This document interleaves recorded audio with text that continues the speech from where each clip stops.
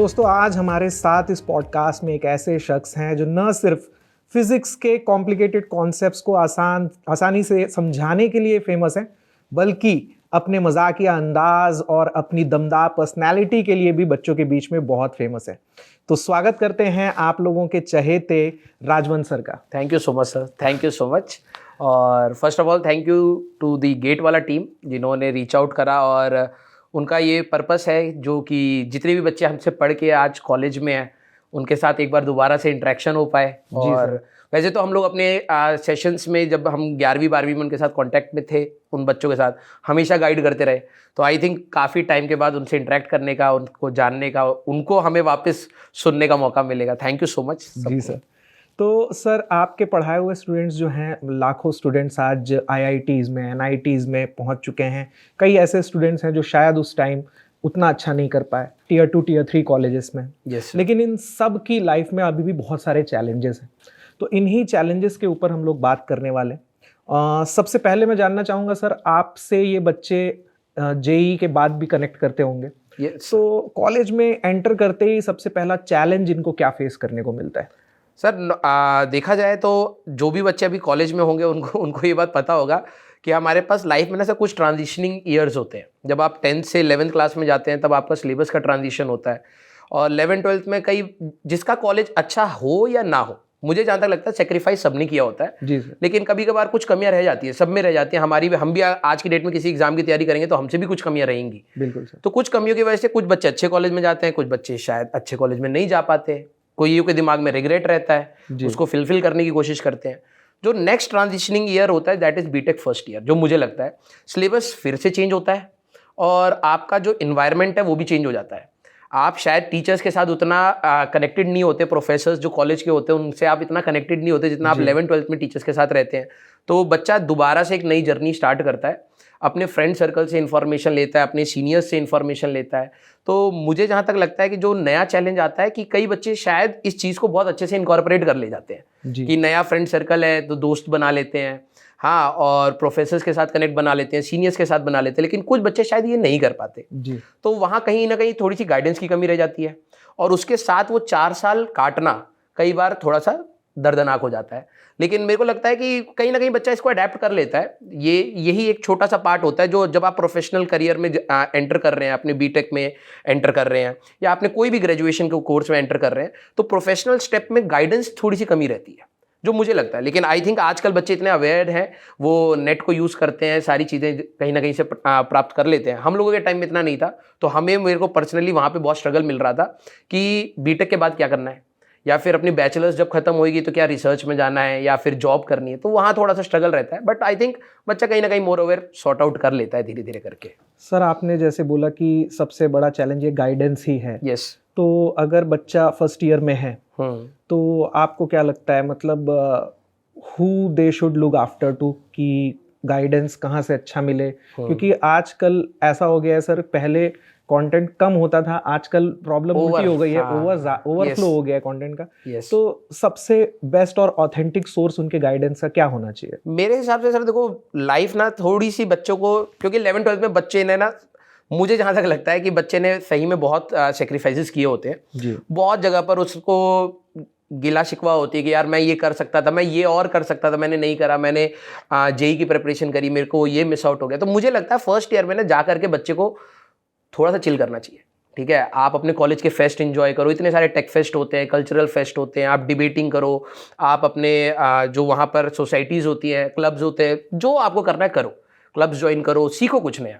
ठीक है, क्योंकि आपके अंदर से वो गिला शिकवा कहीं ना कहीं जो रिग्रेट फेज है ना वो निकल जाए कि आपने जो इंजॉयमेंट मिस करा था वो वापस है कॉलेज में जी। सेकेंड ईयर से मुझे जहाँ तक लगता है बच्चे को थोड़ा सा सीरियसनेस स्टार्ट हो जानी चाहिए, जहाँ पर वो शायद अपने लिए सोचना स्टार्ट करे कि भाई मेरी ब्रांच से क्या क्या ऑप्शंस निकल के आते हैं, क्या मेरे को जॉब कॉलेज से मिलता है या नहीं मिलता है, तो फिर मेरे पास क्या ऑप्शंस बनते हैं। तो वो सेकेंड ईयर से मुझे लगता है कहीं ना कहीं बच्चे को सोचना स्टार्ट करना पड़ेगा। अब बात आती है कि हमारे टाइम में, जैसे आपने कहा सर, हमारे यहाँ पे तो इन्फॉर्मेशन ही नहीं थी। ठीक है, हम तो ऐसे घूमते रहते थे, किसी ने कुछ बोल दिया। कई लोग ऐसे होते थे कि किसी की सलाह पे पूरा करियर सेट कर लेते थे जी। कि किसी ने बोला कि भाई उस कॉलेज से जा करके ये करने से लाइफ सेट हो जाती है, तो हम मान लेते थे जी सर। लेकिन आई थिंक आज की डेट में ऐसा नहीं है। आज की डेट में बच्चा अवेयर है कि कौन से कॉलेज में क्या है, प्लेसमेंट सिनेरियो क्या है, डेटा पॉइंट सारे पता होते हैं, कितना प्लेसमेंट रेशियो जा रहा है, कौन कौन सी कंपनीज आ रही हैं, एवरेज पैकेज क्या है, मीडियन पैकेज क्या है, और रिसर्च करने के लिए कहाँ कहाँ पर जा सकते हैं, उनकी एलिजिबिलिटी क्या है। तो सेकेंड ईयर ऑनवर्ड्स कहीं ना कहीं बच्चे के पास नेट भी है और अपने सीनियर्स का पूल भी है जहां पर वो डिस्कशंस करके थोड़ा सा सेटल डाउन कर सकता है। सेकेंड ईयर में थोड़ा सा सीरियसनेस हो जाए, मुझे जहां तक लगता है कि आप थोड़ा सा देखना स्टार्ट करें, और फोर्थ सेमेस्टर के बाद आप डेफिनेटली सीरियस हो जाइए। अगर आपको लगता है कि आप सही में सिर्फ जॉब के लिए पढ़ रहे हैं तो वो क्लियर हो जाना चाहिए। अगर आपको लगता है आप फर्दर स्टडीज के लिए पढ़ रहे हैं वो क्लियर हो जाना चाहिए। अगर आपको लगता है कि कई बच्चे होते हैं सर कॉलेज में यूपीएससी के लिए जाते हैं कि भाई मेरे को तो यूपीएससी करनी है या किसी को एसएससी करना है, आपका थर्ड ईयर के मतलब मेरे हिसाब से थर्ड ईयर की स्टार्टिंग में आपका ये क्लियर सेट गोल हो जाना चाहिए कि आपको करना क्या है। 2 साल आपने रिलैक्स कर लिया, थोड़ा सा अलाइनमेंट कर लिया, थर्ड ईयर से बैक ऑन ट्रैक, और फोर्थ ईयर कंपैरेटिवली लूज होता है कॉलेज में कि लास्ट सेमेस्टर में प्रोजेक्ट ही होता है जनरली, तो आप वहां पर अपने करियर को पिकअप करके और विदाउट एनी गैप, जैसे नॉर्मली क्या होता है ना सर 11th और 12th के बाद ना बच्चे के दिमाग में होता है कि मैं गैप ले सकता हूं जी, लेकिन कॉलेज के बाद आई डोंट थिंक कि आपको कोई गैप लेना चाहिए, क्योंकि वो बहुत डिजास्ट्रस हो जाता है। कंपनीज में भी जाओगे तो आपको वो गैप दिखाना पड़ेगा आप कर क्या रहे थे जी, तो फिर पर्सनल रीजन बताने पड़ते हैं कि हमारे घर पे ये दिक्कत वो दिक्कत, तो वो गैप ना आए, तो इसलिए पहले से थोड़ा सा आप स्टार्ट करें तो ज्यादा बेटर है मेरे हिसाब से। जी सर, आज का जो कॉम्पिटिटिव एरा है सर, अगर बच्चा गेट या ईएससी जैसे एग्जाम्स देना चाहता है या फिर जैसा आपने बोला यूपीएससी के लिए भी प्रिपेयर करना चाहता है, तो आज के जो स्टूडेंट्स जो हैं वो सोचते हैं कि हम फर्स्ट ईयर से ही अगर इस डायरेक्शन में कुछ कर सकें तो स्टार्ट करें। तो फर्स्ट ईयर में बच्चे के पास फिर एक डायलेमा हो जाता है सर कि मुझे सेमेस्टर एग्जाम्स में भी अच्छा करना है, सीजीपीए भी खराब नहीं होना चाहिए और फिर मुझे इस डायरेक्शन में भी सोचना है, तो इस चैलेंज को कैसे वो टैकल करे? सर देखो कॉलेज तो सर हम सब ने पास किया, हमें पता कैसे होता है। टू बी वेरी ट्रू, मुझे लगता है कि आप सेमेस्टर्स जैसे 11th-12th की जो पढ़ाई का तरीका है वो कॉलेज में नहीं चलता है जी, आप इतना डीप मे बी शायद उतना जाकर के नहीं सोचते हैं जब आप पढ़ते हैं। आप कहीं ना कहीं अच्छा स्कोर कर सकते हैं, मेरा ये इंडिकेशन आई थिंक आपको क्लियर होगा कि कॉलेज के सेमेस्टर्स इंपॉर्टेंट है क्योंकि आपका सीजीपीए मैटर करता है। जब कंपनीज आती हैं तो वो देखती हैं, ठीक है, तो एक नॉमिनल रेंज आपके कॉलेज में ना आपके सीनियर्स को पता होता है यार कि कुछ ब्रांचेज में, जैसे सर आपकी मैकेनिकल है जैसे मेरे को पता है, वहां पे 70 भी अगर लगती है, 7 पॉइंटर भी होता है तो कंपनीज को एक्सेप्टेंस होती है, 7 is also good score, right. लेकिन कुछ ब्रांचेज हैं जिसमें 8+ डिमांड होती है कंपनीज की, कुछ में 9+ होती है, तो आप उसके हिसाब से अपने कॉलेज के सीनियर से इंटरेक्ट करिए, देखिए कि यार कितना सीजीपीए उस रेंज का चाहिए जिसमें कंपनीज में मैं एटलीस्ट एलिजिबल हो जाऊं, उससे नीचे नहीं गिरे। और साइमल्टेनियसली आप अपनी तैयारी करना चाहते हैं तो बहुत अच्छी बात है, आप जितना अर्ली स्टार्ट करेंगे उतना ही एडवांटेज होता है ना सर? जैसे हम लोग 11th-12th की तैयारी कराते हैं, कई बच्चे होते हैं जो 8th से तैयारी करते हैं। अब उसमें 2 मत आते हैं कि यार बताओ बच्चे का बचपन खराब कर दिया। अरे कोई अगर सही में पैशनेट है तो आप उसको नहीं रोक सकते। अगर उसका एप्टीट्यूड है, साइंटिफिक एप्टीट्यूड है, उस बच्चे का डेवलप हो रहा है तो लेट इट बी। तो अगर आपको लगता है कि आपको अर्ली स्टार्ट करना चाहिए, यू मस्ट डू इट, क्योंकि ये आपको अर्ली एडवांटेज देगा, आप डिसाइड अच्छा से कर पाएंगे। क्योंकि जब आप एक प्रोसेस में जाते हैं ना तब भी सर कुछ क्लैरिटीज आती है जी, बिल्कुल। जैसे हम तैयारी करवाते हैं, कई बार बच्चा जोश में तो स्टार्ट करता है, फिर उसको समझ आता है मेरे को नहीं करना था जी, तो वो एटलीस्ट डिसीजन मेकिंग आपके पास बिफोर हैंड होती है। तो आप अगर अर्ली स्टार्ट करते हैं तो आपको बहुत सारी चीजें क्लैरिटी में आ जाती हैं, तो दैट्स अ एडवांटेज सर। मेरे हिसाब से आप सेमेस्टर को आसानी से मैनेज कर सकते हैं और simultaneously definitely early start matter करता है, लेकिन हाँ थोड़ा सा रिलैक्स स्टेट में अर्ली स्टार्ट करें तो ज़्यादा बेटर है जी सर। कॉलेजेस में जब बच्चे एंटर करते हैं सर, खासकर बड़े कॉलेजेस में जहाँ पे बहुत सारी सोसाइटीज़, क्लब्स वगैरह होते हैं, तो कुछ लोगों का ये मानना होता है कि ये डिस्ट्रैक्शन है, इससे दूर रहो और कुछ लोगों का ये मानना है कि नहीं, एक्स्ट्रा करिकुलर एक्टिविटीज़ ज़रूरी हैं। तो ये कितना इम्पॉर्टेंट आपको लगता है और कैसे क्लब्स और सोसाइटीज़ जो हैं वो बच्चों के ओवरऑल डेवलपमेंट के लिए फ़ायदा करती है? देखो सर, इसमें सबका, जैसे आपने कहा ना कि कुछ लोगों को ये लगता है कि वो डिस्ट्रैक्शन है जी, और कुछ लोगों को लगता है कि वो एक इम्पॉर्टेंट एस्पेक्ट है। बिल्कुल। मेरा मत ये है कि देखो, जिनको ये लगता है कि वो डिस्ट्रैक्शन है, तो लाइफ आप सिर्फ एक पटरी पर नहीं जीते हैं। आपको लगे कि सिर्फ आपकी लाइफ में सिर्फ एजुकेशन इंपॉर्टेंट है, नहीं, आपकी फैमिली इंपॉर्टेंट होती है, आपकी पर्सनल हेल्थ इंपॉर्टेंट होती है, आपकी मेंटल हेल्थ इंपॉर्टेंट होती है, आपका प्रोफेशन इंपॉर्टेंट होता है। आपको बहुत एस्पेक्ट्स पर अपनी लाइफ जीनी होती है। हाँ, एक समय ऐसा होता है जब हम लोग ग्रो कर रहे होते हैं, जब हम अपने करियर को बना रहे होते हैं, तब ये बात आपकी बिल्कुल सही है कि हम एक एस्पेक्ट को पकड़ करके उसको रिफाइन करने की कोशिश करते हैं। जो आपका कॉलेज है ना, college is not just for academics. जिन बच्चों को ये लगता है कि कॉलेज में जा करके मुझे अपना एक फ्रेंड याद आ रहा है, तो वो हमारे क्लास का मतलब अच्छा स्कोर करने वाला था, हमारे पास नोट्स नहीं होते थे, तो हम उसके रूम में घुसते थे ना, तो वो नोट छुपा लेता था। मैंने कहा भाई मैं देख भी लूंगा तब भी फेल हो जाऊंगा, ठीक है तू छुपा क्या रहा है। तो हमें सिर्फ पढ़ाकू नहीं बनना है जी। अब हर बच्चे का ना स्किल सेट अलग होता है, और मुझे जहां तक लगता है कि एकेडमिक्स एक फैक्टर है आपके सक्सेस का। जी। आप हो सकता है कि आप कॉलेज में जाकर के आप स्पोर्ट्स करें, आप ऐसे लोगों से इंटरेक्ट करें जो आपको खुश रखे, और आपकी मेंटल जो हेल्थ है ना वो जब इंप्रूव करेगी तो आप डिसीजन मेकिंग बहुत अच्छे से बनाएंगे। हो सकता है किसी बच्चे को डिबेटिंग पसंद है, किसी बच्चे को डांस पसंद है, आप अपनी लाइफ का स्ट्रेस इन सारी चीजों से निकालते हैं, तभी जाकर के आपके जो इंपॉर्टेंट एस्पेक्ट्स होते हैं लाइफ के, आप उस पर बहुत अच्छे से इन्वेस्ट कर पाते हैं। मैं पर्सनली भी आज भी ऐसे ही करता हूँ। ये मेरा कॉलेज से आया है कि भाई सोसाइटीज हमने बहुत सारी ज्वाइन करी, जिसमें जितना कर पाए, लेकिन सीखने को बहुत मिला, इंटरेक्शन बहुत मिली, और आज भी हम समझ पाते कि यार मेरा प्रोफेशनल करियर एक पार्ट है, इसकी जितनी भी मेरे अंदर टॉक्सिसिटी भरती है वो मैं आउट ऑफ द वर्ल्ड लोगों से इंटरेक्ट करके, स्पोर्ट्स करके, जिम करके, कुछ भी करके मैं नॉर्मलाइज कर पाता हूँ। सिर्फ काम करते रहोगे ना सर, तो मुझे यहाँ तक लगता है कि लाइफ बहुत छोटी है, आप सिर्फ एक चीज पर काम नहीं कर सकते। तो आपको कॉलेज में जाकर के जितना आपको एक्सपोजर मिलता है, यू शुड एंजॉय दैट, ठीक है। आपको क्लब्स जो सोसाइटीज होती है, आपको वो लगता है आप ज्वाइन करिए, आपको डिबेटिंग लगता है, आपको स्विमिंग लगता है, आपको डांसिंग लगता है, आपको सिंगिंग लगता है, जो लगता है करिए, क्योंकि ये आपको एक बेहतर इंसान बनाने में मदद करता है। और आपकी टॉक्सिसिटी लेवल जो आपके दिमाग में बनता रहता है, कई बार फियर होता है, आपको दिन भर आप एक स्ट्रेस में है, और वो ब्रेक आपको वो एक्टिविटी देती है जी। तो वो बहुत जरूरी है सर, कॉलेज में बहुत ज्यादा जरूरी। तो मुझे नहीं लगता कि वो डिस्ट्रैक्शन है, मुझे लगता है कि वो एक अच्छी वेलबींग के लिए एक बहुत बड़ा इंपॉर्टेंट एस्पेक्ट है। सर हेल्थ कॉन्शियस तो आप हैं, ये तो हम सब जानते हैं। Thank you so much. लेकिन इसके अलावा आपने अपने कॉलेज के टाइम पे और क्या सोसाइटीज या क्लब्स ज्वाइन किए थे? सर मैं पॉलिटिक्स करता था।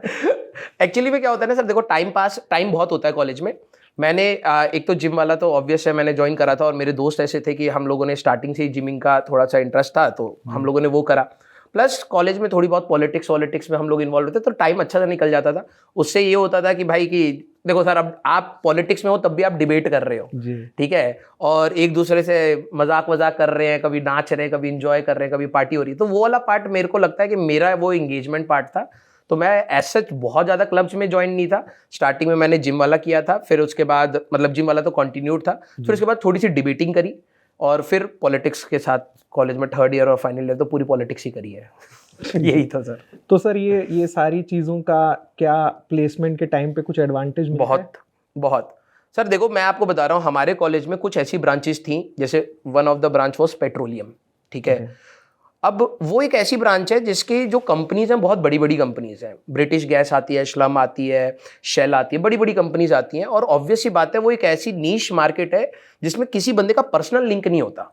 जैसे आप मैकेनिकल में है, फॉर एग्जांपल आप मैकेनिकल में है, तो अब आप अपने सर्कल में जब आप बाहर निकलोगे ना, तो मैकेनिकल की बहुत सारी कंपनीज होंगी जिसमें आप पर्सनली भी कहीं ना कहीं ऑफ कैंपस जाकर के भी जॉब का ऑप्शन निकाल सकते हो। लेकिन जब बहुत बड़ी कंपनीज होती है तो वहां पर आपको ये ऑप्शन नहीं मिलता है कि आप पर्सनल लिंक से चले जाओगे, बहुत कम बच्चों को मिलता है। अब 90 बच्चे हमारे कॉलेज में आ रहे हैं, अब सबका प्लेसमेंट होना कितना स्ट्रेसफुल है ना। तो वहां पर हम लोग ये देखते थे कि यार जो ये वाले जो 98 बच्चे हैं, वहां पर कुछ बच्चे बहुत पढ़ाकू होते, बिल्कुल एग्रेसिव पढ़ाकू होते, लेकिन जब कंपनीज आती थी ना, फर्स्ट 2-3 पहले 3 वालों को तो दिखती नहीं थी। रीजन उनका ये था कि भाई ऑब्वियस सी बात है, ये इतनी मतलब ऐसी मार्केट है जिसमें हर कोई चाहेगा कि यार मैं टॉप पर रहूं, हमें पढ़ने वाला तो बच्चा मिल ही गया है। अब हम देखते हैं कि इसके साथ वो क्या कर सकता है, टीम बिल्डिंग कर सकता है, नहीं कर सकता है। सिर्फ उसके अंदर ये एटीट्यूड तो नहीं है कि मैं हूं, नार्सिसिस्ट तो नहीं है कि भाई टीम बनाने की बात हुई तो सिर्फ मैं हूं। क्या वो 10 लोगों को साथ लेकर के चल सकता है? क्या वो अपने अंदर से किसी बंदे को अपनी पोजीशन पर बैठा सकता है? क्या उनके डिसीजन मेकिंग में ले सकता है? तो वो सारे एस्पेक्ट्स आप कब डेवलप करेंगे? नॉलेज तो आप किताब से ले लेंगे, वो एस्पेक्ट आप तब डेवलप करेंगे जब आप कॉलेज में इंटरेक्ट करेंगे, जब आप डिबेट करेंगे, और कोई बंदा एक ऐसा ओपिनियन देगा जहां आपको भी लगेगा हाँ यार ये बात सही है, और एक्सेप्टेंस हो कि हाँ मैं बोल पाऊं। कई लोग एक्सेप्ट कर लेते हैं कि बात तो सही बोल रहा है, लेकिन मुंह पर लड़ लेंगे। तो ये धीरे धीरे कहीं ना कहीं बहुत इंपॉर्टेंट फैक्टर रहता है, सिर्फ एकेडमिक्स से नहीं होता। तो जो बच्चे एक्स्ट्रा को करिकुलर में होते हैं, मुझे जहां तक लगता है उनको बहुत बड़ा एडवांटेज होता है, क्योंकि अगर आपकी प्लेसमेंट नहीं भी लगी तो आपके लिंक्स, आपके बात करने का तरीका, आपकी डिप्लोमेसी सब काम आती है बाद में मार्केट में। तो वो सारी चीजें इंपॉर्टेंट होती है, और वो आपको कॉलेज सिखाता है। जी सर। सर जेई के लिए लाखों स्टूडेंट्स compete करते हैं हर साल, लेकिन ऑब्वियस सी बात है लिमिटेड सीट्स हैं तो हर कोई आईआईटीज़ या एनआईटीज़ जैसे इंस्टीट्यूट्स में नहीं पहुंच पाता। कई ऐसे स्टूडेंट्स होते हैं जो टीयर 2 टीयर 3 कॉलेज से Yes. परस्यू करते हैं। तो कितना इम्पॉर्टेंट होता है ये आईआईटी या एनआईटी का टैग, या फिर वो स्टूडेंट्स भी अपनी लाइफ में कुछ बहुत अच्छा कर सकते हैं और इनके साथ compete कर सकते हैं? सर देखो, अब मैं यहाँ पे बोलूंगा तो कईयों का ये ओपिनियन होगा, अरे इसके पास टैग है ना तो ये क्या जानता है पेन। जी लेकिन मैं लिटरली बताऊं, आईआईटीज में भी कई बच्चे ऐसे होते हैं जिनका प्लेसमेंट नहीं होता है, राइट।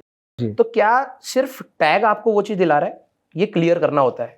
हाँ, जब तक आपके पास जैसे होता है ना कि सर जब आपको जो चीज लाइफ में नहीं मिलती है तब तक हमेशा उसकी क्रेविंग रहती है, जिस दिन मिल जाती है आपके गोल अलग हो जाते हैं। तो अगर आप में से कई बच्चे ऐसे सोचते हो कि यार कि मेरे पास वो टैग नहीं है तो मेरे को वो एडवांटेज नहीं मिलेगा, इसमें दो मत हैं। हाँ, आपको एक अर्ली एडवांटेज नो डाउट एक अच्छे कॉलेज का टैग दे सकता है, अर्ली एडवांटेज बोल रहा हूं। अगर मान लो कि मैं आईटी से हूं, कंपनी आएंगी तो हो सकता है कि कंपनी सोचे यार ये बच्चा अच्छा होगा, लेकिन अगर मेरे पास अपनी नॉलेज नहीं है और मेरे पास स्किल सेट नहीं है, बिलीव मी 2 महीने के बाद शायद मैं उस सिचुएशन से बाहर निकाल दूं, या तो वो मेरे को निकाल देंगे या तो फिर वो मेरे को उस रिस्पेक्ट से नहीं देखेंगे। जी। तो अल्टीमेटली अगर मैं बोलूं तो tag do matter in the initial stage only. मैं आज की डेट में अपनी डिग्री की वजह से नहीं पहचाना जाता हूं कि मैं किस कॉलेज से वो हूं। मेरे बच्चे मेरे को मेरे सब्जेक्ट की वजह से या मेरे स्किल की वजह से जानते हैं। तो वो आपको इवॉल्व तो इवेंचुअली करना ही है। आप अपनी डिग्री से बाहर निकलेंगे, आप अपने कॉलेज से बाहर निकलेंगे। तो जिन बच्चों को ये ब्लॉकेड लग रहा है कि मेरी डिग्री में आईटी या एनआईटी का टैग नहीं है या फिर एक प्रीमियर इंस्टीट्यूट का टैग नहीं है, that is the real blockade. No, that's its your mentality which is the real blockade. आपको उस मेंटालिटी से बाहर निकलना पड़ेगा कि हाँ, अगर आपको टैग चाहिए तो थोड़े से और एफर्ट लगाओ। आप और भी ऑप्शंस हैं, आईटी में दोबारा घुसने की भी ऑप्शंस हैं, आप वहां जाना चाहते हो, अगर आपको वो सेटिस्फेक्शन चाहिए आप कर लो। जब आप करोगे तब आपको समझ आएगा कि स्किल सेट ऑल्सो मैटर्स। ठीक है, तो मुझे जहां तक लगता है टैग इनिशियली मैटर करता है सर, उसके बाद मैटर नहीं करता है। तो जो बच्चे के दिमाग में है वो थोड़ी देर के लिए थोड़ा सा रिलैक्स हो सकता है कि अगर नहीं भी है तो भी आप स्किल को बेटर करके आप अच्छी जगह पे पहुंच सकते हैं। और सर एग्जाम्पल है, हमारी कंपनी में ले लो, सारी कंपनी में ले लो, अगर आईआईटीएंस आर दी बेस्ट तो हर कंपनी के टॉप उस पे होने चाहिए, नहीं होते हैं जी, नहीं होते। This is the reality. तो basically it's the skill set, right. तो बच्चे को ये इवेंचुअली धीरे धीरे रियलाइज होता है, और अगर हम बोलेंगे तो ही उनको समझ आएगा कि यार स्किल मैटर कर रहा है अब। ठीक है, तो ध्यान देंगे बच्चे तो कर ले जाएंगे सर, इससे निकल जाते हैं। बिल्कुल सर, मुझे भी यही फील होता है क्योंकि मैंने भी अपनी जो इंजीनियरिंग है एक टीयर 2 कॉलेज से की, और उस वक्त हमारे यहाँ बहुत अच्छा माहौल था गेट का। तो मुझे एक और अपॉर्चुनिटी मिली, एक सेकंड अपॉर्चुनिटी मिली। मेरे स्कूल में इतना गाइडेंस नहीं था, कॉलेज में वो गाइडेंस मुझे मिला। गेट के लिए मेरा इंक्लिनेशन हुआ, मेरी प्रिपरेशन हुई, and then I got into IIT Kharagpur. तो वो मुझे ऐसा लगता है सर, आपने भी गेट की प्रिपरेशन की थी? हाँ सर, की थी मैंने। तो ये एक रिडेम्पशन हो सकता है ऐसे स्टूडेंट्स के लिए जिनका जेई उतना अच्छा नहीं हुआ? सर देखो, सबका मत अलग होता है जी। मेरा ये मानना है कि डेफिनेटली अगर आपको, देखो सर लाइफ में ना क्या होते हैं, कुछ रीजंस होते हैं रुकने के और कुछ एक्सक्यूजेस होते हैं। जी। मैं अपने स्टूडेंट को हमेशा क्लियर करता हूं कि भाई आप क्यों नहीं कर पा रहे हो, उसके रीजंस क्लियर होने चाहिए। जी। कि अगर मान लो कुछ जेन्युइन रीजंस हैं, तो भाई आपकी अगर हेल्थ नहीं दे पा रही है, आप नहीं बैठ सकते उतना पढ़ने के लिए, तो these are reasons, these are not excuses. लेकिन अगर आप कैपेबल हैं और अगर आप नहीं कर रहे हैं तो दीज आर एक्सक्यूजेस, राइट। तो मेरे दिमाग में तो ये रहता है कि अगर आप, जैसे मैं गेट का एक्सपोजर की बात करूं, तो मेरे को कॉलेज में क्या हुआ कि मैंने ये सीखा है, तो मैं उससे बता रहा हूँ सर। जैसे आप कह रहे हो कि गाइडेंस नहीं था, फिर आपको बाद में पता लगा कि यार कि गेट भी है जिससे मैं दोबारा बैक ऑन ट्रैक आ सकता हूँ। बिल्कुल, मेरे को भी रियलाइज बाद में ही हुआ। ठीक है, मैं कॉलेज से निकलने के बाद मेरे को लगा कि यार नहीं, मेरे को ना और बेटर करना चाहिए, मेरे को अपने एकेडमिकली थोड़ा सा और इंक्लाइन हो जाना चाहिए। तो नो डाउट एक रिडेम्पशन तो है जी। लेकिन हाँ, सिर्फ वही रिडेम्पशन है नहीं, मेरा ये मानना है। आपके पास करियर में बहुत सारे ऑप्शंस होते हैं, लेकिन यस, अगर आपके दिमाग में ये क्लियर है कि यार मेरे को एक वो टैग चाहिए और मेरे को एक अच्छे कॉलेज का एक्सपोजर चाहिए, वो इन्वायरमेंट चाहिए, वो लिंक्स चाहिए, तो नो डाउट आपको डेफिनेटली मैं ये कहूँगा कि आपको तैयारी करनी चाहिए। और लेकिन अगर आपको ये है कि नहीं, without tag I can do it, तो यू शुड गो, आप आराम से करिए। तो हाँ, जिन बच्चों को लगता है कि सर वो अंदर रह गया है कि यार मेरे को एक अच्छे कॉलेज में जाना चाहिए था, तो डेफिनेटली आपके पास एक रास्ता है, आप उसको एक्सप्लोर करिए। और थोड़ी सी मेहनत ये भी मांगेगा, थोड़ी नहीं काफ़ी मेहनत मांगेगा, लेकिन यस आप एक अच्छे कॉलेज में जा करके आप समझ पाएंगे कि जो इन्वायरमेंट होता है बाहर से देख करके नहीं पता चलता, लेकिन वो जो इन्वायरमेंट है जब आप उस क्लस्टर के स्टूडेंट्स के बीच में बैठेंगे जिन्होंने आपके जितना परफॉर्म किया है, आपके लेवल का एप्टीट्यूड या आपसे बेहतर लेवल का एप्टीट्यूड रखते हैं, तो आप डेफिनेटली उन लोगों के साथ इंगेज कर रहे हैं जो आपके दिमाग को हमेशा चैलेंज करेंगे, तो बहुत अच्छा ग्रोथ आता है। तो डेफिनेटली आपको सर कॉलेज की तरफ जाने के लिए अगर आपके पास गेट का ऑप्शन है तो you should explore that. Sir JEE में जो अच्छा नहीं कर पाते, गेट में जब वो प्रिपेयर करना स्टार्ट करते हैं, तो एक सबसे बड़ा क्वेश्चन जो हम लोगों को सुनने को मिलता है एस्पिरेंट्स का कि सर अगर मेरा जेई में ही अच्छा नहीं हुआ तो मैं गेट में क्या कर लूंगा, ऐसा क्यों? क्या ऐसा रिजल्ट मेरा वापस से वैसा ही वापस मेरे साथ वैसा ही होगा, फिर से फेलियर देखना पड़ेगा?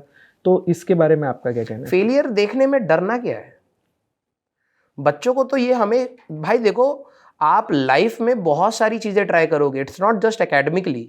आप लाइफ में हो सकता है किसी को प्यार करो, अपने घर वालों को प्यार करो, वहां पर भी आपको फेलियर मिल सकता है। आप अपने पेरेंट्स से एक्सपेक्ट करोगे कि वो शायद आपको समझे और वो शायद ना समझे, तो आप वहां पर भी फेल करते हो।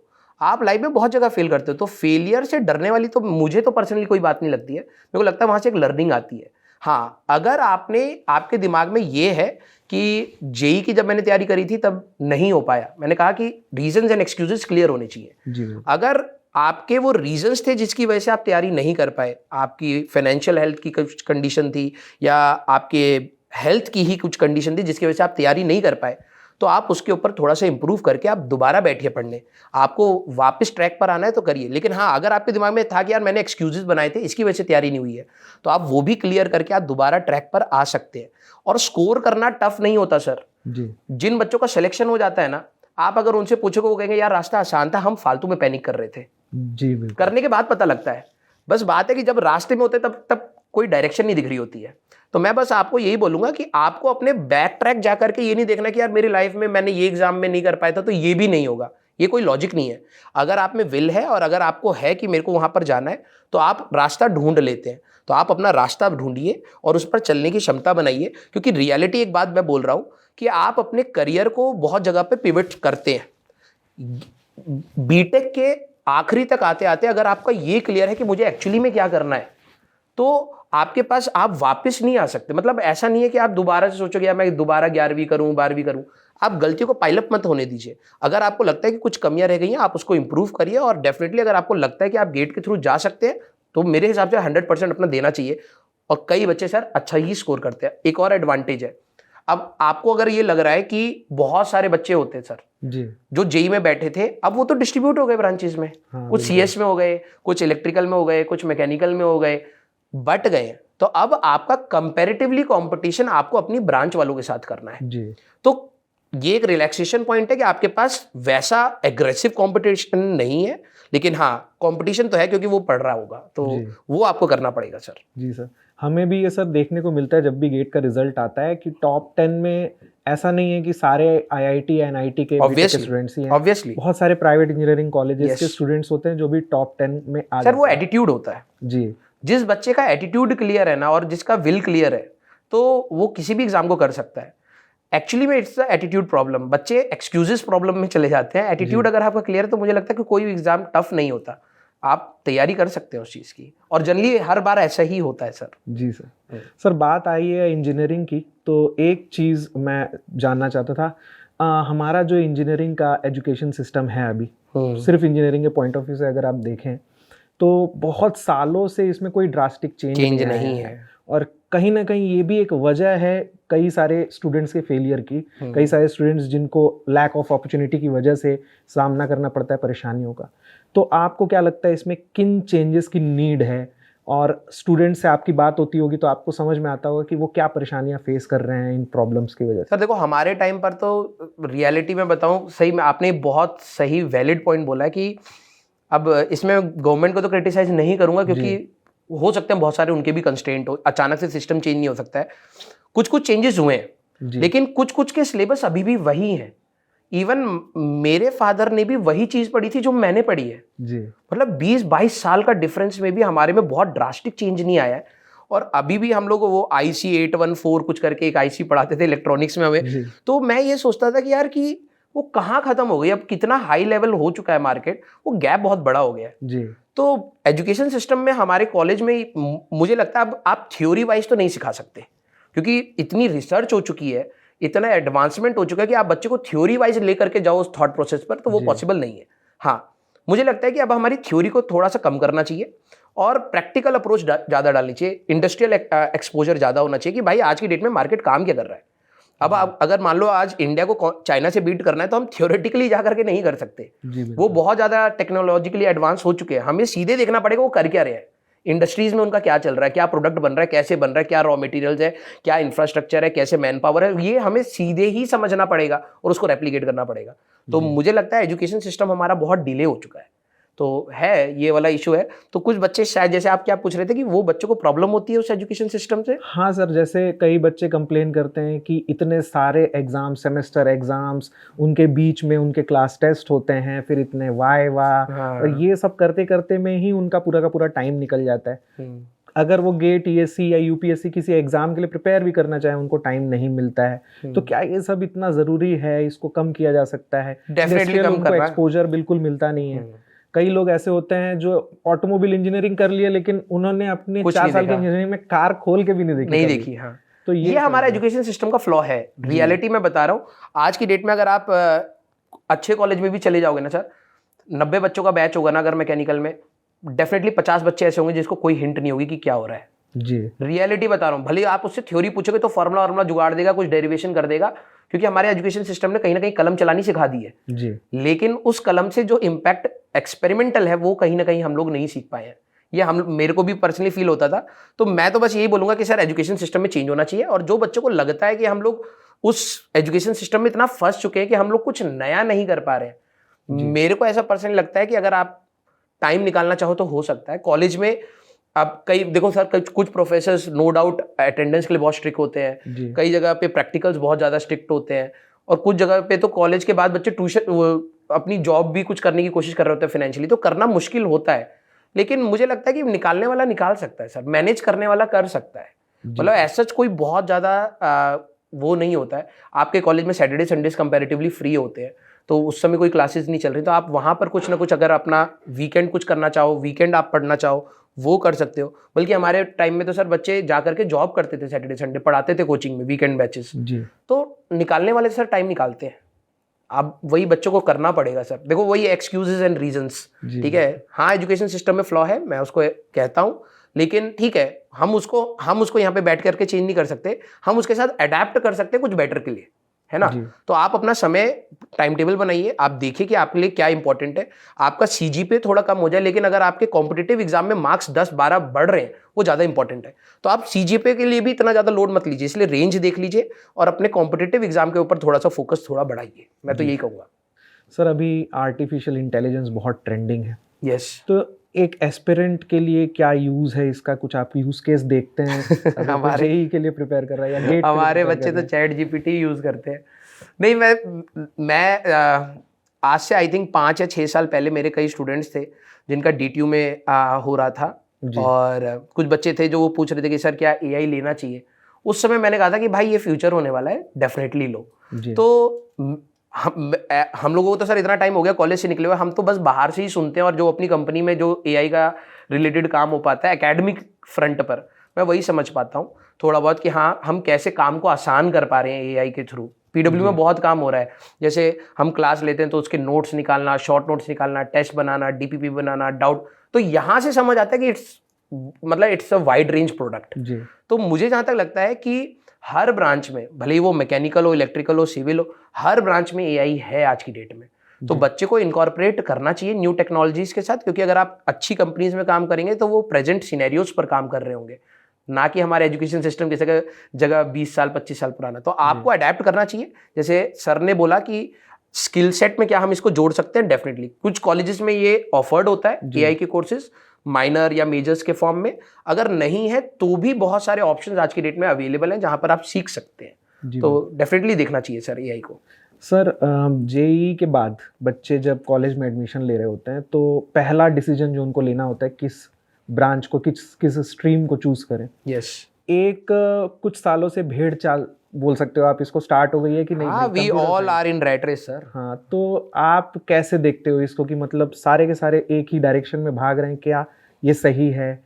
दूसरी जो ब्रांचेस जिनको डाइंग ब्रांचेस भी बोला जा रहा है, सिविल, मैकेनिकल, इलेक्ट्रिकल जैसी कोर ब्रांचेस, तो क्या इम्पैक्ट आगे आप फ्यूचर में देखते हो इस चीज का? सर हमारे पेरेंट्स के टाइम पे मैकेनिकल, सिविल और electrical was the evergreen branches, ये वर्ड यूज किया जाता था जी। जब मैं कॉलेज में जा रहा था तब ये बोला जाता था कि भाई ये तो एवरग्रीन है, कभी खत्म नहीं होंगी। जी बिल्कुल। उस समय जब हम जा रहे थे तो थोड़ा सा कम हुआ था, उस समय आईटी आया था जी।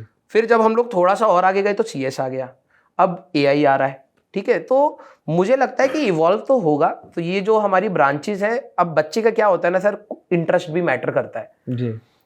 लिटरली बता रहा हूँ, मैकेनिकल, इलेक्ट्रिकल एंड सिविल में उसी बच्चे को जाना चाहिए जो एक्चुअली में रिसर्च कर रही है, क्योंकि सर जो कोर चीजें बननी थी ना वो बन चुकी है इसमें। अब ये फील्ड ऐसी है जहां पर अब रिसर्च से ही कुछ नया निकलेगा, नहीं तो मेजॉरिटी हमें जो चीज चाहिए वो आ चुकी है। तो जिस बच्चे का एप्टीट्यूड इन ब्रांचेस में, जो कोर ब्रांचेस थी, अगर रिसर्च ओरिएंटेड है ना, तभी लो कि भाई मेरे को रिसर्च करनी है, कुछ नया बनेगा तभी कुछ तगड़ा निकलेगा। तो उन ब्रांचेस के लिए बच्चा तभी ऑप्ट करे जब वो थोड़ा लंबा सोच रहा हो। नहीं तो सर जॉब प्रोस्पेक्ट के हिसाब से, जैसे आपने कहा कि बच्चे को क्या फ्रंट पर देख करके कॉलेज सिलेक्ट करना चाहिए 12th के बाद, definitely placements and the exposure of the college, ये दोनों पैरामीटर बहुत मैटर करते हैं। तो आप वो दोनों को ही बैलेंस आउट करके कॉलेज सेलेक्ट करिए। और अगर आपको लकीली अच्छी ब्रांच मिल रही है, सीएस हो गई आपके पास, इलेक्ट्रॉनिक्स का बहुत बून है, तो अगर आपको वो मिल रही है तब तो आपके पास अपॉर्चुनिटीज खुल जाती है। अगर जैसे सर ने कहा कि वो ब्रांचेस नहीं मिल रही हैं, तो मेरे हिसाब से आप सीधे रिसर्च तक का सोचिए, क्योंकि कन्वेंशनल वहां पर सब कुछ हो चुका है, मार्केट सेट हो चुका है, उसका इंडस्ट्री सेट हो चुकी है। अब कुछ नया होता है ना, भले वो ऑटोमोटिव में हो या मैकेनिकल में हो, तभी कुछ वेव बनती है मार्केट में कि कुछ ऐसा आया। ठीक है, तो मेरे हिसाब से आप R&D तक का सोचिए उन ब्रांचेस में। सर कई बार कंप्यूटर साइंस नहीं मिलता है करके भी कुछ स्टूडेंट्स जो हैं वो मैकेनिकल, सिविल जैसी ब्रांचेस लेते हैं, लेकिन फिर भी उनका कहीं ना कहीं इंटरेस्ट तो कंप्यूटर साइंस में होता ही है। गेट में तो एक बहुत अच्छा ये ऑप्शन होता है उनके पास कि वो गेट किसी भी ब्रांच से दे सकते हैं, मैकेनिकल वाला भी कंप्यूटर साइंस से दे सकता है, और हम देखते भी हैं ऐसे एग्जाम्पल्स। लेकिन अगर वो प्लेसमेंट के पॉइंट ऑफ व्यू से सोचें तो क्या ऐसा हो सकता है कि वो कोडिंग वगैरह सीख के कॉलेज में, बिल्कुल उनके बहुत सारी कंपनीज होती हैं, ओपन टू ऑल आती हैं जो अच्छी कंपनीज होती है ना सर, दे वांट टैलेंट। आप किसी भी कंपनी को देख लो, बड़ी गूगल, माइक्रोसॉफ्ट, ये जितनी भी फेसबुक, जितनी भी कंपनियां आती थी वो ओपन टू ऑल होती थी। आपकी ब्रांच मैटर नहीं करती, आपकी नॉलेज मैटर करती है। तो नो डाउट, अगर आपको लग रहा है कि आप एक ऐसी ब्रांच में फंस गए हो जहां पे शायद आपको अपना फ्यूचर नहीं दिख रहा हो, आपको कोडिंग में इंटरेस्ट था, आप जाना चाहते हो, तो आपके पास ऑप्शंस हमेशा अवेलेबल है। आज की डेट में इतने स्टार्टअप्स हैं। हमारे कंपनी में सर जब स्टार्ट हुए थे ना, किसी की वो नहीं पूछी गई होगी टेक में कि भाई तुम कौन से कॉलेज से हो, तुम्हारी डिग्री क्या है, तुम कोड करके हमारा प्रोडक्ट चला सकते हो, बना सकते हो, आ जाओ, सीधी सी बात। ऐसे बहुत सारे स्टार्टअप्स हैं, और इवन जो बड़ी कंपनी भी हैं वो भी इसी कल्चर पे काम करती हैं। मेरे आज के जो सबसे क्लोजेस्ट फ्रेंड है, एक माइनिंग का था वो एक टेक जायंट में है, एक पेट्रोलियम का था वो एक टेक जायंट में है। सारे घूम घाम के मार्केट में, घूम घाम के टेक में आ चुके हैं। तो ऐसा कोई वो नहीं है कि बाउंडेशन है कि नहीं यार कि आप नहीं कर सकते, डेफिनेटली कर सकते हो। और आप जैसे बता रहे हो कि गेट में है कि अगर आपको देना है पेपर आप दे सकते हो, वैसे सेम कंपनीज में भी है सर, करना चाहे बच्चा कर सकता है। सर कंप्यूटर साइंस के बाद अगर मैं बाकी ब्रांचेस की बात करूं तो आपको क्या लगता है फ्यूचर में कौन सा और एमर्जिंग ब्रांच आपको दिख रहा है जो सीएस और ये इलेक्ट्रॉनिक्स, एआई के अलावा? लड़ाई हो रही है ताइवान में इसके ऊपर तो इलेक्ट्रॉनिक्स और इलेक्ट्रॉनिक्स का R&D। और मुझे लगता है कि कहीं ना कहीं सर दोबारा उठ के इंडिया में ना डिफेंस सेक्टर की वजह से मुझे लगता है कि कोर ब्रांचेस भी आएंगी जी।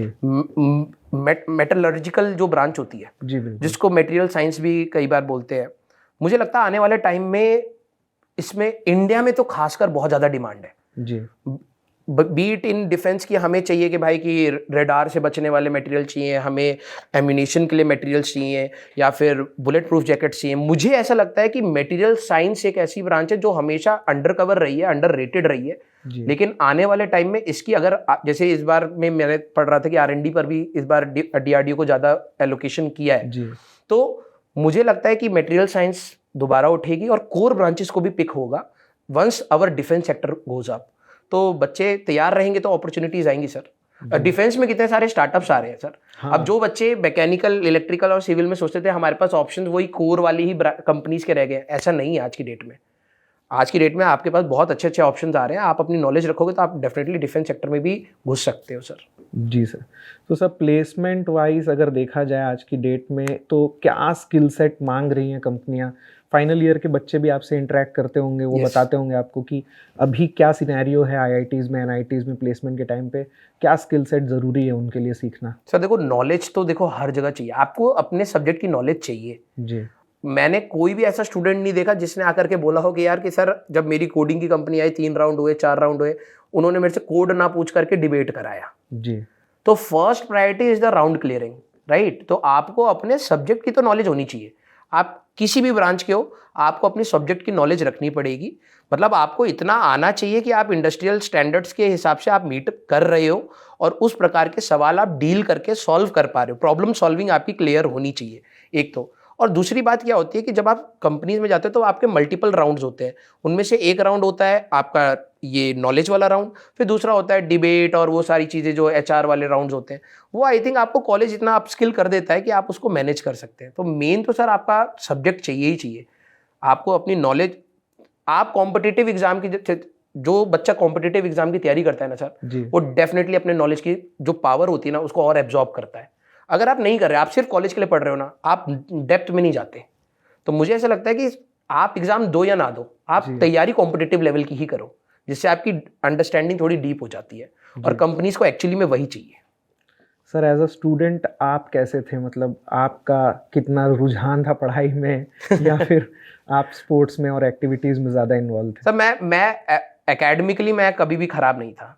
मेरे को ये था कि मेरे को अगर टास्क दे, 11-12 तक ये था कि मैं खुद से टास्क लेता था और खुद से कंप्लीट करके खुद को शाबाशी दे करके सो जाता था ऐसा था। लेकिन कॉलेज में जा करके मैं डायरेक्शनलेस हुआ था। 3rd ईयर तक मैं काफ़ी डायरेक्शनलेस था। मुझे समझ नहीं आ रहा था कि मेरे को रिसर्च करनी है या, क्योंकि मेरा रिसर्च में ओरिएंटेशन था। एक्चुअली बचपन में होता है ना कि हमें रिसर्च करनी है, हमें नहीं पता प्रोसेस क्या है, ठीक है। जैसे वो बचपन में होता था, मेजोरिटी बच्चे सोचते मैं तो एस्ट्रोनॉट बनूंगा। बहुत सारे लड़के बोलते थे हमारी क्लास में, भाई मेरे को रास्ता क्या होता कुछ नहीं पता, फर्स्ट क्लास में एस्ट्रोनॉट बनेंगे। वैसे ही मेरा जब मैं 12वीं में था तो मेरे को था यार मेरे को R&D में जाना है। और फिजिक्स मेरा क्लियर था कि मेरे को फिजिक्स पढ़नी है या फिर मैकेनिकल मेरा, क्योंकि उस समय तक पापा भी मैकेनिकल से थे तो मेरा थोड़ा सा इंटरेस्ट वैसा हो गया था। मैकेनिकल या फिजिक्स, दो चीज़ क्लियर थी और मेरे को था कि मेरे को रिसर्च तक जाना है। लेकिन कॉलेज में जाने के बाद समझ आया कि यार जॉब भी चाहिए होती है। अब जॉब जब मैं देखता था कि मेरे को ऐसा लगता था यार जस्ट मेरे को अभी कैसे अपने पैसे मिलेंगे, वो कोई ऑप्शन नहीं बनता था। आज है, फ्रीलांसिंग का है, बहुत सारे छोटे छोटे माइनर प्रोजेक्ट्स आप कर सकते हैं। उस समय इतना नॉलेज नहीं थी। तो मेरे को लगा कि यार रिसर्च ना बहुत लंबा प्रोसेस हो जाएगा, मेरे को जॉब तक आते आते शायद मेरे को ज़्यादा टाइम लगेगा। तो मेरे को टीचिंग वाला, फिर मैं इस वाले उसमें आ गया। तो अगर मैं ये बात बोलूँ कि academically I was very good, मेरे को कभी ऐसा कोई प्रॉब्लम नहीं आई है। लेकिन हाँ, कॉलेज में मैं कुछ टाइम के लिए डायरेक्शनलेस था, लेकिन मार्क्स मैं तब भी ले आता था। एक बार मैं बस फेल हुआ, नहीं तो वैसे मैं मार्क्स तब भी ले आता था, मेरा कोई लोड नहीं हुआ था पढ़ाई का। तो सर आपने अपनी पढ़ाई के बाद ये जो करियर वाला आपने चूज किया, बीइंग एन एजुकेटर, तो ये कोई एक पर्टिकुलर मतलब इंसिडेंट आपने कुछ ऐसा देखा जो आपको जिससे इंस्पिरेशन मिली एजुकेटर बनने की? पहले से जानते थे कि मुझे एजुकेटर कोटा में लगता था टीचर बहुत कमाते हैं मजाक कर रहा हूँ। एक्चुअली में क्या था कि सर देखो, जैसे मैं कॉलेज में थोड़ा सा इंक्लिनेशन कोटा ने तो डाला ही था। जब हम कोटा गए थे तो वहां पर टीचर वर लाइक गॉड, ठीक है। तो नो डाउट हमें, जब मैं पढ़ रहा होता था तो मेरे को ऐसा लगता था यार कि कभी मैं पढ़ाऊंगा तो ये जोक मारूंगा, पूरी क्लास हंस जाएगी। तो अंदर से वो चुल तो थी कि भाई मैं इतने सारे बच्चों को मैं भी हंसा सकता हूँ। वहां पे बहुत हंसाते थे हमें कुछ कुछ फैकल्टीज। जैसे आज की ट्रेंड में होता है कि ऑनलाइन में गाना गा दिया, चुटकुले मार दिए, सब ऑफलाइन में होता था जी। हमने सीखा ही ऑफलाइन से है ये सब।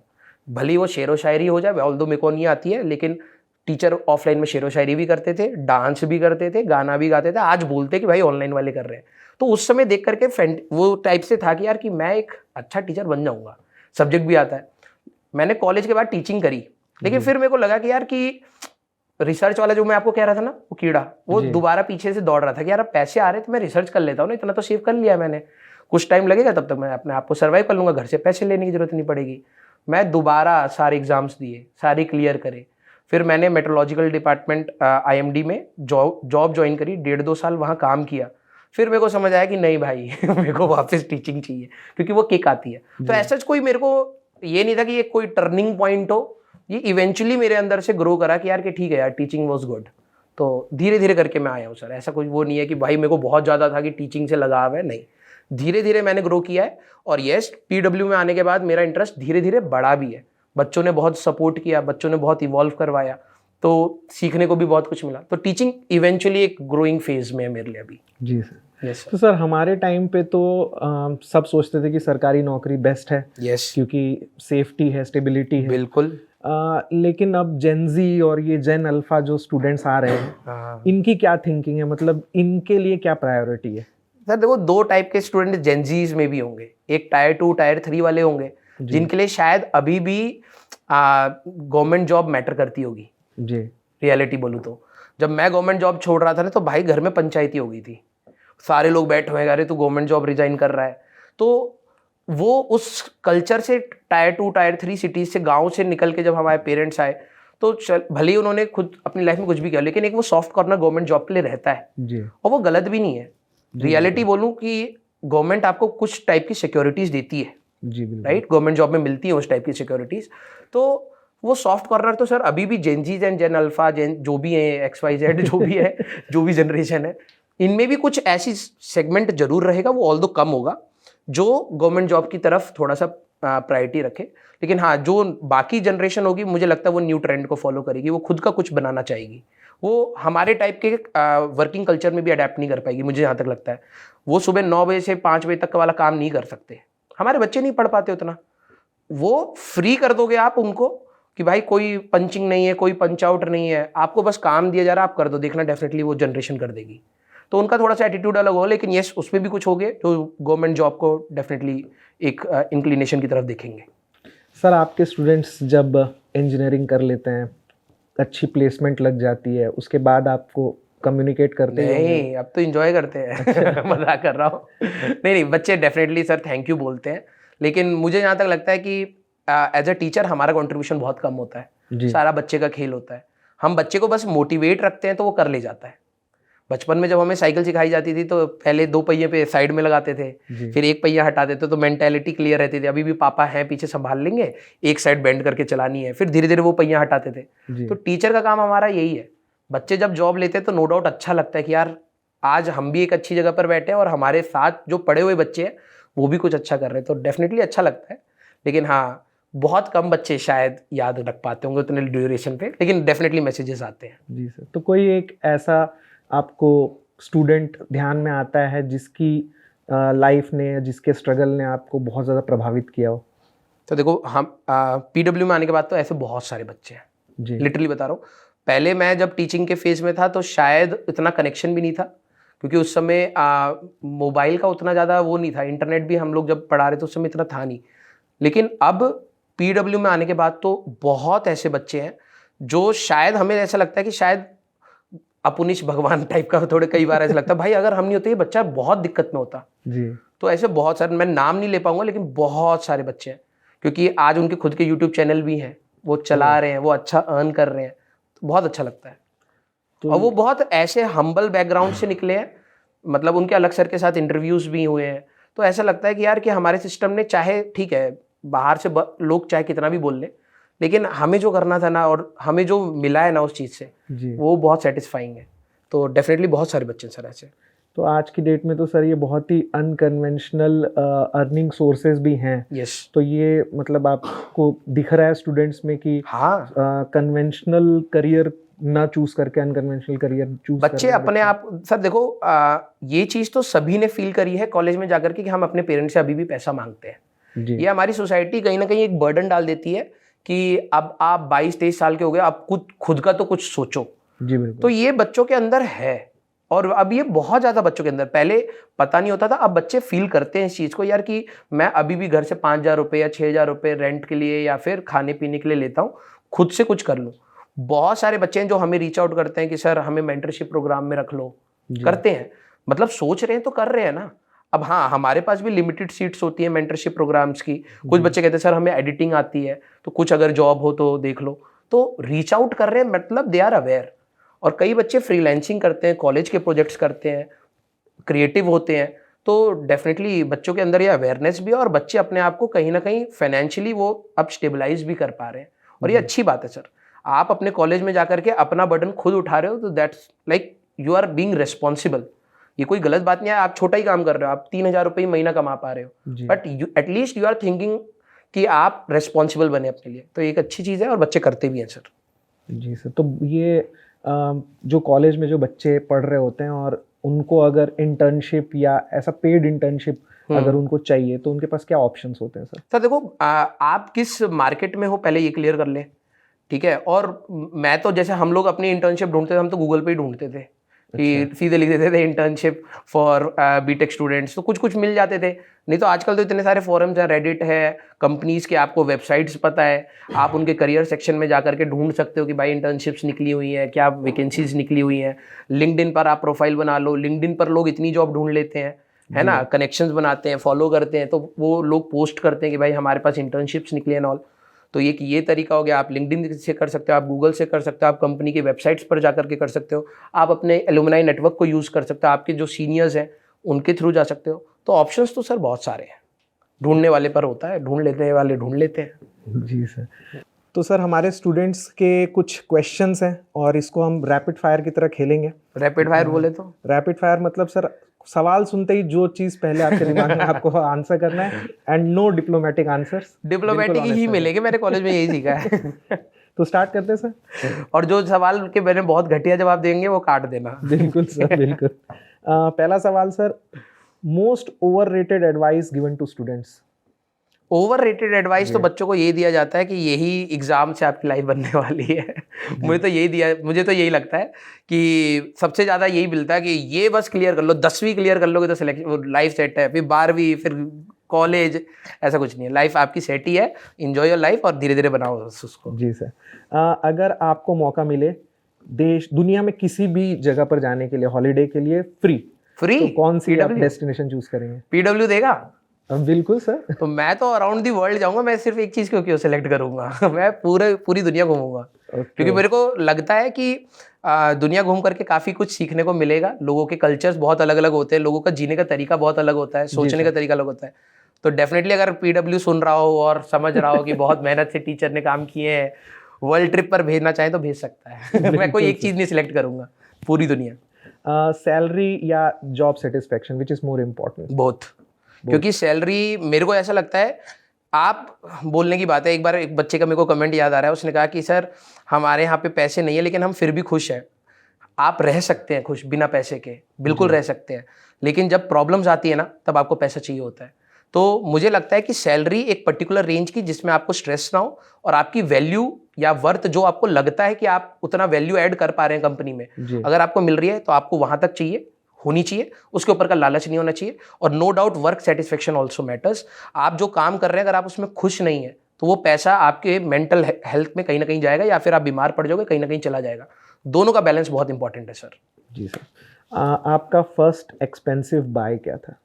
फर्स्ट एक्सपेंसिव बाय मैंने अपने लिए तो ऐसा कोई, मतलब कितना एक्सपेंसिव आप पूछना चाह रहे हैं? मतलब कंपैरेटिवली पहले आप मतलब 10-20 हज़ार वाला एक्सपेंसिव कह रहे हो या फिर लाखों? ड्रास्टिकली जहां आपने चेंज किया हो कि मैंने बहुत खर्चा कर दिया। मैं कभी नहीं कर रहा है, लेकिन हाँ कभी अगर ऐसा हुआ कि मेरी 2 बहनों की शादी हुई है तो मैंने उनके लिए कभी मतलब गिफ्ट, मतलब ऐसे तो हम बहुत कुछ करते हैं, लेकिन पर्सनली अपनी बहनों की शादी में मैंने उनको गोल्ड रिंग दे दिया, डायमंड रिंग दे दी, वो मेरे लिए एक्सपेंसिव होगा। मतलब मैंने आज तक वही किया होगा, उसके अलावा मैंने कुछ नहीं किया है। जी सर। आपके ऊपर बना हुआ कोई एक ऐसा मीम जो आपको बहुत फनी लगता हो? मैं अपने आप को देखता ही नहीं हूँ, मुझे खुद शर्म आने लगती है कि भाई ये क्या बना रखा है। मैंने अपने आप को देखना बंद कर दिया है, मैं बहुत पहले ही बंद कर चुका हूँ, क्योंकि एक्चुअली में मेरे को उस चीज़ से थोड़ी सी दिक्कत, मैं बच्चों को स्ट्रेस से कम करने के लिए हंसी मजाक करता हूँ, ठीक है। तो अब क्या हुआ, उस पर पता नहीं भाई साहब क्या क्या आता है। मेरे घर वाले देखते हैं, वो हंसते हैं, मेरे फ्रेंड्स हंसते हैं, सब कोई हंसता है, लेकिन मैं नहीं देखता। तो मेरे को अपना कोई मीम नहीं है पता। तो आप चेक नहीं करते यूट्यूब पे कमेंट्स? कुछ नहीं, कमेंट्स तो खोलने ही नहीं चाहिए भैया यूट्यूब के, सबसे बड़े ज्ञानी बच्चे वहीं पर मिलेंगे। तो बिल्कुल नहीं, कमेंट्स तो बहुत दूर की बात है, मैं मीम नहीं देखता। फ्री टाइम पे आपकी सबसे फेवरेट एक्टिविटी? स्लीप। बहुत मजा आता है सर, इतनी रिलैक्सिंग होती है, मैं कहीं पर भी सो सकता हूँ। आप मेरे को बोलेंगे कि यहाँ खड़े रहो कोने में और आधा घंटा मैं सो सकता हूँ, तो मेरे को सबसे बढ़िया एक्टिविटी ये लगती है, पॉडकास्ट चला दो दिव्य कृति सर का, सुनते सुनते सो जाओ बस। ये मेरा भी फेवरेट है। उनकी आवाज इतनी अच्छी है ना भाई साहब, मस्त नींद आती है। मैं नेगेटिव वे में नहीं बोल रहा हूँ, मतलब नॉलेजेबल भी बहुत होता है और प्लस सुनते सुनते इतना मस्त शांति, एक सुकून हाँ, मिलता है। सुकून वाली आवाज है सर की। तो वो मेरी मतलब, मैं तो अब आप मेरा यूट्यूब अगर ढूंढोगे ना, दिव्य कृति सर लेक्चर, बिगेस्ट लेक्चर, 5-5 घंटे के लेक्चर सर जो अपने उस पर डालते हैं, मैं वो सारे लगा करके सुनता रहूंगा, कभी कुछ कभी कुछ। तो वही मेरी फेवरेट चीज है जब मैं खाली रहता हूँ। जी सर, आपका favourite cheat meal? Cheat meal sir बहुत कुछ है यार, मीठा ही होगा कुछ ना कोई एक फेवरेट, अगर बाकी सब छोड़ दिया जाए, बस एक ही कोई चीट मैं सेलेक्ट नहीं कर पा, मैं तो भाई सब कुछ खा जाऊंगा। मेरे को तो अभी सोच के भूख लग रही है। तो मेरे ख्याल से अगर मैं देखूं तो वड़ा पाव तो इट्स लाइक मतलब हमेशा खा सकता हूँ मैं वड़ा पाव। कंफर्ट फूड है? कंफर्ट फूड है बहुत, मतलब यार भूख लग रही है मेरे को। तो इस पॉडकास्ट के बाद चलते हैं सर। हाँ, वड़ा पाव खा सकते हैं। आपका एवरेज स्क्रीन टाइम क्या रहता है? मेरा सर डिपेंड करता है। अगर मैं वीकडेज की बात करूं तो खुद के लेक्चर्स की वजह से, कमेंट्स पढ़ने की वजह से, या फिर अगर आप देखें कि कुछ नया कंटेंट देखना है, कुछ नई चीज़ें देखनी है, उसकी वजह से मेरा बहुत ज़्यादा स्क्रीन टाइम होता है। लेकिन वैसे अगर पर्सनल देखूं कि अपार्ट फ्रॉम दैट मेरा बहुत कम स्क्रीन टाइम होगा। तो कौन सा सोशल मीडिया ऐप सबसे ज़्यादा यूज़ करते हैं आप यूट्यूब के अलावा? मैं कोई नहीं यूज़ करता हूँ, कोई सा भी? मैं कहीं हूँ ही नहीं। मैं अगर हूँ तो व्हाट्सएप पर हूँ, ठीक है, अगर अवेलेबल हूँ तो रिप्लाई आ गया तो मैं व्हाट्सएप पर हूँगा, नहीं तो फिर मैं कहीं नहीं हूँ। क्योंकि सर वो मेरे को लगता है बहुत कम टाइम है मेरे पास। कॉल यहाँ से निकलने के बाद घर पे मेरे पास 3-4 घंटे बचते हैं। 3-4 घंटे में या तो मैं अपनी फैमिली के साथ इंटरेक्ट करता हूँ या फिर मैं अपना कुछ ना कुछ पर्सनल काम कर लेता हूँ, दैट्स इट। मेरे पास इतना टाइम है ही नहीं कि मैं सोशल मीडिया करूँ। कोई एक मूवी रिकमेंडेशन एस्पिरेंट्स के लिए? बहुत, अब मैं मूवीज भी बहुत कम देखता हूँ, लेकिन एस्पिरेंट्स के लिए तो जरूरी नहीं है कि मोटिवेशनल हो, मतलब है ना, वो तो आप अपना चीज। मैं विद्या बालन जी की एक वो आई थी कहानी करके, फर्स्ट वाली, वो मेरे को बहुत पसंद थी। मैं बहुत कम मूवीज देखता हूँ। रंग दे बसंती मैं कह सकता हूँ, लाल सिंह चड्ढा आई लाइक्ड। हाँ, और मुझे जो न्यू एक्टर्स आ रहे हैं ना उनकी भी बहुत है, लेकिन मेरे को ऐसे अचानक से नाम याद नहीं आएगा। जैसे अभी धुरंधर थी, आई लाइक्ड, तो देख सकते हो अपने स्ट्रेस, जिसमें आपको ज़्यादा दिमाग ना लगाना पड़े, आप देख सकते हो। जी सर, आप शॉपaholic हो या फिर बहुत सोच समझ के खर्चा करते हो? बहुत सोच समझ के, मैं इतना सोच समझ के करता हूँ कि मैं कर ही नहीं पाता हूँ। मैं अगर मेरे को ऐसा लगता है कि नेसेसिटी है तो मैं आई थिंक मैं उस समय प्राइस टैग नहीं देखूंगा, कि वो चाहे किसी भी चीज़ की हो। अगर मेरे को लग रहा है कि यार ये मेरे को जरूरत है, तो जरूरत से बियॉन्ड कुछ नहीं है ना, तो तब मैं नहीं देखूंगा। लेकिन अगर मैं खाली बैठा हूँ, मॉल में गया हूँ, ऐसा कुछ ढूंढ रहा हूँ, ऐसे चल रहा हूँ, कुछ दिख गया, कतई नहीं, मैं बिल्कुल नहीं खर्च करता ऐसे फालतू चीज़ों पर। बचपन की कोई एक ऐसी शरारत जिसके लिए घर वालों ने बहुत डांटा हो और अब चिढ़ाते हो? चिढ़ाना तो बंद कर दिया है क्योंकि अब मैं बड़ा इंसान हो गया हूँ। लेकिन हाँ, एक बार क्या था कि मेरे को ना बेसन के लड्डू बचपन में बहुत ज़्यादा पसंद थे। मैंने क्लास में बच्चों को बताया भी है। तो मेरी मम्मी ने बेसन के लड्डू ना बहुत सारे बना करके रख दिए थे। तो मैं क्या करता था कि मम्मी मेरे को नहीं देती थी इतना ज़्यादा खाने के लिए, तो मैं बाहर जाता था, मैं मिट्टी के लड्डू बनाता था, ठीक है। मम्मी जब दोपहर में सो जाती थी तो मैं एक बेसन का लड्डू खा जाता था और एक मिट्टी का लड्डू वहाँ पे रख देता था। धीरे धीरे करके मैं पूरा डब्बा खा गया था, और कई बार तो मेरे को खुद बेसन का लड्डू वो की जगह मैंने मिट्टी का खाया। मैंने कहा अरे फिर मैं बेसन का खाता था। धीरे धीरे करके पूरा डब्बा मिट्टी वाला हो गया, ठीक है।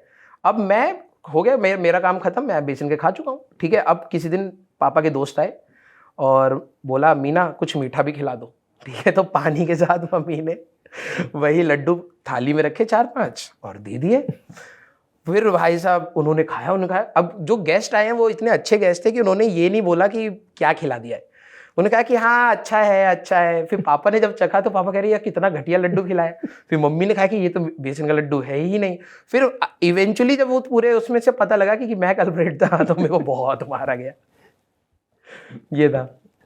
सर एंड में मैं चाहूँगा कि आप स्टूडेंट से एक अगर आपको कोई एडवाइस देनी हो बच्चों को जो जेईई के बाद गेट की या यूपीएससी की या ईएससी की प्रिपरेशन करना चाहते हैं, तो क्या एडवाइस देंगे उनको? क्या वो अपनी प्रिपरेशन में इनकॉर्पोरेट करे जो रह गया था, जो अब उनको करना चाहिए? देखो मेरे को एक बार एक लाइन बोली गई थी कि अगर तुम्हें, ऑल्दो ये लाइन आज की डेट में वैलिड नहीं है, लेकिन हाँ कभी कभार क्या होता है ना, बचपन में कभी कभार कोई ऐसी लाइन बोल दी जाती है जो दिमाग में रह जाती है। देयर वॉज अ टाइम जब मैं बहुत छोटा था, मैं आई थिंक 6th में या 5th में ही होऊंगा। तो मेरे रिलेटिव ने किसी ने बोला कि अगर किसी बंदे को अपनी 29 के एज पर अपना करियर पिवट करना पड़ गया ना, दैट मीन्स आपने 30 साल बर्बाद कर दिए अपनी ज़िंदगी के। वो पता नहीं कैसे वो लाइन आज तक मुझे याद है। और जब मैं अपने टाइम में कभी टीचिंग में कूद रहा हूँ, कभी मैं रिसर्च का सोच रहा हूँ, कभी मैं गवर्नमेंट एग्जाम दे रहा हूँ, कभी मैं गवर्नमेंट जॉब कर रहा हूँ, फिर मैं प्राइवेट, मुझे ऐसा लग रहा था कि वो लाइन मेरे दिमाग में छप गई है, मैंने अपनी लाइफ खराब कर ली है। क्योंकि मैं इतना पढ़ने के बाद, इतना कुछ करने के बाद academically, I am still struggling to find what I have to do throughout my life. जी सर। तो वो मेरे दिमाग में ना छप गई थी। तो आपके दिमाग में भी हो सकता है किसी ने शायद ये दिमाग में डाल दिया हो कि आपको अगर सक्सेसफुल होना है तो this is the only path. कई लोगों के दिमाग में ये डाल दिया जाता है कि भाई ये करोगे तो ही अगर आप कर रहे हो तो आप सक्सेसफुल हो, अदरवाइज आप नहीं हो। तो मैं अपने स्टूडेंट को बस ये बोलूंगा कि लाइफ का एक पार्ट एकेडमिक्स है और बड़ा पार्ट हिस्सा आप हो। तो आप अपने एकेडमिक्स में आप अपनी लाइफ जिए, बिल्कुल जिए, ठीक है, लेकिन अपने एकेडमिक्स को सीरियसली लीजिए। और ऐसा कोई भी वो नहीं होता, पैरामीटर नहीं होता कि आप ये बता पाए कि ये करने से सक्सेसफुल होता है या नहीं होता है। आप ईमानदारी से पढ़िए, आपके जितने भी एग्जाम्स आ रहे हैं आप उसमें अपना 100% दीजिए, क्योंकि वही आपके हाथ में होता है। और जिस दिन आपकी किस्मत अच्छी हुई और अगर आप उस दिन तैयार हुए और मौका आ गया, आप उसको ले लेंगे। कई लोग ये भी सोचते हैं कि सर मैं लकी नहीं हूँ। लक भी उन्हीं का काम करता है जो मेहनत करते हैं भाई। मौके भगवान सबको देते हैं, लेकिन कई बार आपके पास मौका आया, आप उस दिन रेडी नहीं थे, आपने कहा अरे छोड़ यार मैं नहीं जा रहा। तो मौके आ जाते हैं। तो आप हमेशा अपनी तैयारी को एक एकेडमिक फ्रंट पर बहुत स्ट्रांग रखिए और अपनी लाइफ को साथ साथ जिए। अपनी फैमिली के साथ कनेक्टेड रहिए, अपने दोस्तों के साथ कनेक्टेड रहिए और अच्छी लाइफ जीने का और अच्छा इंसान बनने की कोशिश करिए। मैं अपने सारे स्टूडेंट्स को ये बोलूँगा, आप किसी भी फेज ऑफ लाइफ में हो, आप जितने लोगों की मदद कर सकते हैं आप करिए। अगर आप नहीं कर पाते तो कोई रिग्रेट मत रखिए, इंटेंशन साफ होना चाहिए। बस मैं तो अपने बच्चों को यही बोलना चाहूँगा sir. Thank you so much sir for giving your valuable time. उम्मीद करते हैं कि इस पॉडकास्ट से बहुत सारे स्टूडेंट्स का कुछ फ़ायदा आई होप सो क्योंकि सर मैं टाइम के साथ काफ़ी लिबरल हो गया हूँ, तो बच्चों को पता नहीं वो कनेक्ट हो पाए, क्योंकि बच्चों की एक्सपेक्टेशन ऐसी नहीं होती कि टीचर बोले कि यार लाइफ भी जी लो। बहुत ही कम टीचर बोलते होंगे कि आप अपनी लाइफ पर भी फोकस करो। ठीक है, एकेडमिक नहीं हो पाया कोई दिक्कत नहीं, मैं क्लास में भी ये बात बोलता हूँ। मुझे नहीं पता कितने बच्चे इससे कनेक्ट कर पाते होंगे या नहीं कर पाते होंगे, बट मैं 10 साल पहले जैसे सोचता था और आज जैसे सोचता हूँ उसमें बहुत अंतर है। और मैं चाहता हूँ कि मेरे बच्चे लाइफ को सीरियसली लें, लेकिन मतलब स्ट्रेस ना लें। दोनों में अंतर होता है। कुछ लोगों को लगता है कि मैं स्ट्रेस लूंगा ना तभी मैं सीरियस हूँ, ऐसा नहीं है। आप अपने गोल ओरिएंटेड रहिए, सीरियस रहिए, लेकिन स्ट्रेस मत लीजिए। Enjoy your life also. Thank you so much sir. Thank you so much sir. Thank you so much.